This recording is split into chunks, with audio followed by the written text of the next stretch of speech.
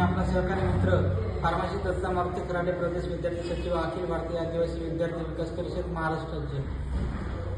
सोलापूर जिल्ह्यामधील 2023 मध्ये आरोग्य विभाग गट क याची पदभरती घेण्यात आली होती। त्या पदभरतीमध्ये ज्या उमेदवाराची व्हॅलिडिटी 19 जून 2019 मध्येच अवैध म्हणून ठरवण्यात आली होती, तो उमेदवार त्या पदासाठी पात्र नसून सुद्धा त्या उमेदवाराने त्या पदासाठी फॉर्म भरल्यानंतर त्याचं सिलेक्शन त्या पदामध्ये झालं।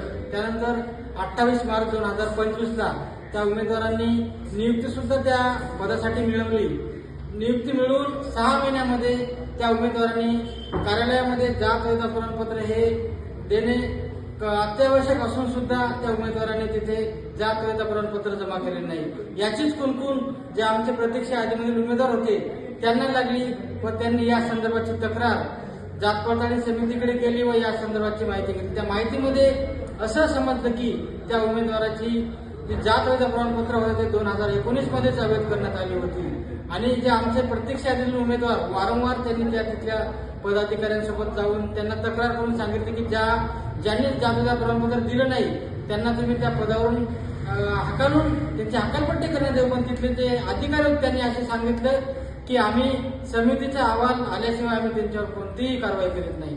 आणि जो दुसरा उमेदवार होता त्याची जी जात वैध प्रमाणपत्र होतं प्रमाणपत्राची व्हॅलिडिटी 21 ऑगस्ट 2025ला अवैध म्हणून घोषित करण्यात आली। या दोघांचीही जात वैध प्रमाणपत्र ही अवैध म्हणून घोषित करण्यात आलं असून सुद्धा त्यांना अजून त्या सेवेमधून बडतर्फ करण्यात आले नाही। ते अजूनपर्यंत तिथे सेवा बजावत आहेत आणि आमचे जे खरे आदिवासी विद्यार्थी आहेत ते अजूनपर्यंत वेटिंगला थांबले आहेत। तिथे जे प्रशासकीय अधिकारी आहेत त्यांनी जाणून बुजून त्यांना आमच्या खऱ्या आदिवासींना जाळण्याचा प्रयत्न केला व बोगसांना त्यांनी खतपाणी देण्याचं काम केलं।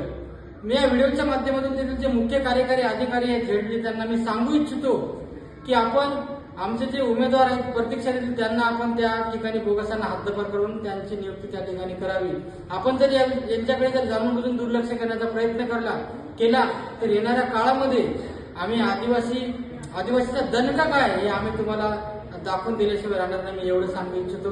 आणि महाराष्ट्रामध्ये जे आमचे स्पर्धा परीक्षा करणारे विद्यार्थी आहेत त्यांना मी विनंती करू इच्छितो की आपल्याला समजलं की पुढचा उमेदवार हा बोगस आहे, त्याच्या विरोधामध्ये आपण शांत न राहता त्याच्या विरोधात आपण आवाज उठवणं गरजेचं आहे व त्याची माहिती घेण्यासाठी आपण जात पडताळणी समितीकडे अर्ज करावा।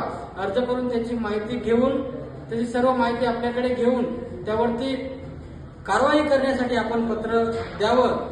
आपण बघतोय की हजारो जे बोगस आहेत ते आपल्या जागा बळकावताना आपण खरे आदिवासी विद्यार्थ्यांच्या हक्कापासून वंचित राहतात। त्यामुळे येणाऱ्या काळामध्ये आपण बोगसाविरुद्धची भूमिका आपल्याला घ्यायला हवी व बोगसांना हद्दपार करण्यासाठी आपण सर्वांनी पेटून उठावे एवढी विनंती मी या व्हिडिओच्या माध्यमातून महाराष्ट्रातील स्पर्धा परीक्षा करणारे आदिवासी विद्यार्थी यांच्याकडे करतो। धन्यवाद।